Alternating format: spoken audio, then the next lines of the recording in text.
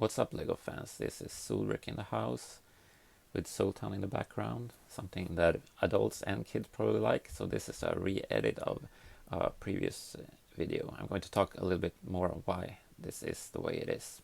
I made it in another way that was more for a mature adult audience, but still it was including Lego. Most of this video will be the same as it was previous. I'm just editing out some shorter stuff about stuff that adults do, just so that I don't get into trouble later on if they flag it as, maybe kids would like this video, but still it's not for kids, so I get into some sort of legal gray zone. So that's what's going on about Coppa and the FTC and all that stuff. I'm not a lawyer. I don't even live in the US, and I'm not an American citizen or anything. I think it's sad that the content creators are the ones that are getting punished for wrongs that YouTube has made and Google has made when they were collecting data on children. I agree that you shouldn't collect data on children, but it is what it is. I'm going to flag my channel as for kids because even though I'm an adult fan of Lego, I understand that kids would probably like to watch my videos. This is a new channel, so it's a bit sad that this happens right now for me, but I only have a few of you subscribers, and I really appreciate you subscribing. I don't know how I'm going to grow my channel without being promoted by YouTube and so on, and with the disabled comments. We'll see how this goes. Hopefully I can get a notice via my Instagram page, Solbrick, or some other sort of platforms that might come around. Who knows what's going to happen?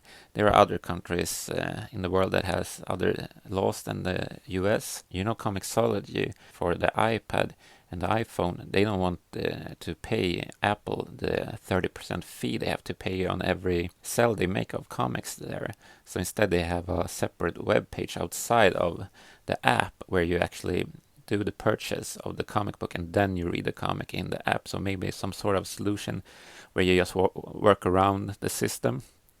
Who knows what's going to happen? I thought I was going to get maybe 1,000 subscribers to my new YouTube channel within a year, because other channels that are similar to mine has managed to do that. But it is what it is. We'll see how this whole thing will develop over time, and maybe YouTube will find other ways to make it possible for us to create and communicate with each other about this fantastic hobby we have, which is Lego building.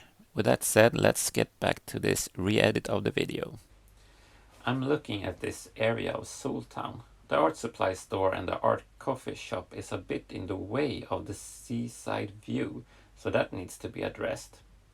Today I'm going to talk about a thing I like to do, and that is to build replicas of existing retro sets from the late 70s, 80s and early 90s. The reasons varies, but one of them is that if I think that I have most of the parts for a certain set, I'll try to recreate it from existing inventory, instead of buying it for a lot of dollars, or euros, or Swedish krona in my case. A bonus here is that I can get a real-world feel if this is a set that I might actually want to go online and buy. So as you know from the thumbnail, I'm going to attempt building set 379 bus station from 1979. A set that is 40 years old now. That's even older than me. Let's zoom in on that passenger's hairdo that never came into production, luckily. I guess that was popular in the 70s. We'll start off with building the bus. Move that bus. Okay, that took forever to shoot and just seconds to watch, but I bleed for the art. As you can see, I did use the original window frames. I have those versions, but they're currently locked up in other sets and mocks. And the same goes for the plate on the wheels that should be in black and not in light gray. However, I do think this really looks good. The station itself is a pretty simple but a nice build. I changed the roof to a larger plate than in the original. That part wasn't available in 1979.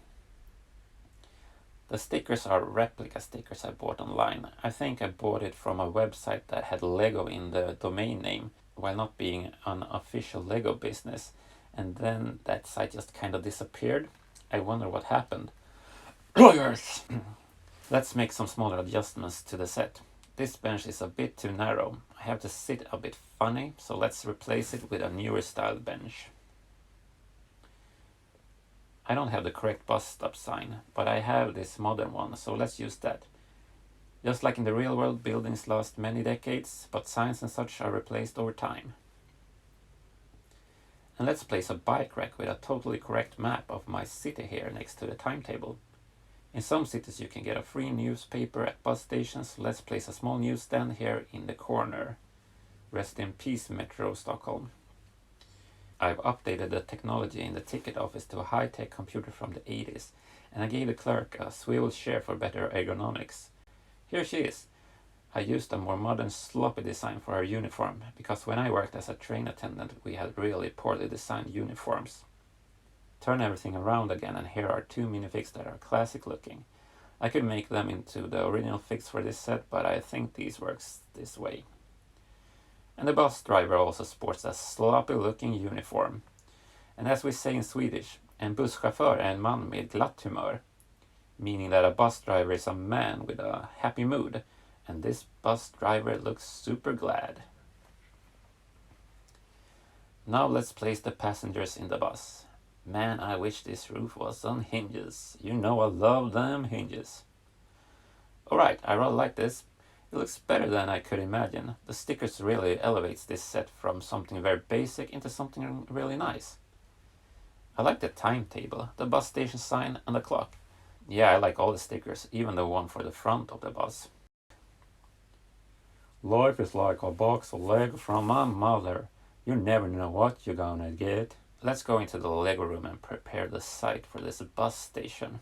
Bye bye arty farty district, and hello public transportation. This clearly needs tiling. I'm going for the same color as I have for the train station platform. And some classic bikes on the side. Holy moly, this really opens up the view. I need to wait for the bus like a typical Swede. I'm going to leave the backside like this for the moment and see if I will place some other smaller buildings or a little park here. I will probably build a wall for the ticket office though. Thank you for watching. Please leave a like, comment and subscribe. And as always, you know the drill. Stay out of nonsense and stay awesome.